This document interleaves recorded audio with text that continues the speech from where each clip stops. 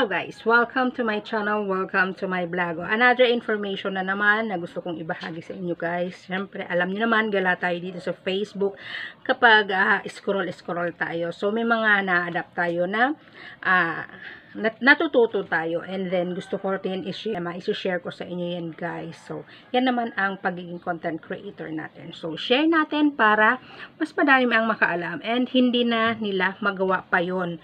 So, maiwasan na nila. So, ano ba ito yung gusto kong i-share sa inyo guys? Yes, isa na naman kasing content creator, diba? Puro content creator talaga ang napanood ko na naman, and ibinahagi niya nga yung karanasan nung isa din. So, ibig sabihin, nagkwento siya tungkol doon sa kanyang ka-sisteret, and then si sisteret napanood ko, and then i-share ko din sa inyo guys. So, ano ba tong video na ito? Bakit siya na flood content?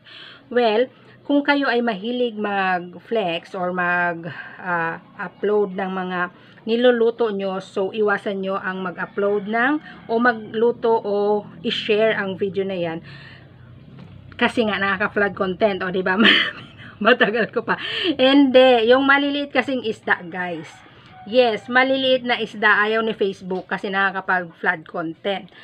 Bakit? Kasi may mga bansa kasi guys na hindi yun ina-allowed kasi maliliit pa nga naman. So, ba't natin uuliin? So, gusto kasi nila palakihin muna. So, pero tayo kasi, yung dilis is okay lang sa atin, kinakain na. Hindi naman na talaga yan lalaki. So, pero, bawal yun dito sa Facebook. So, bawal siya i-upload kaya ka nagkakaroon ng flood content. So, iwasan natin yun i-upload o i-flex dito sa Facebook para di tayo magkaroon ng flood content. Kasi sayang lang naman.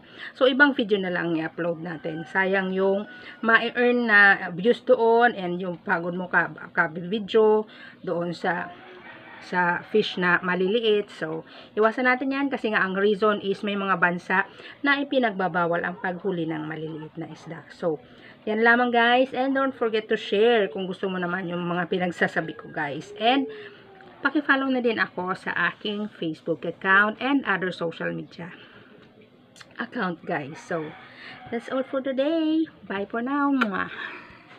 Thank you for watching guys. Follow my social media account.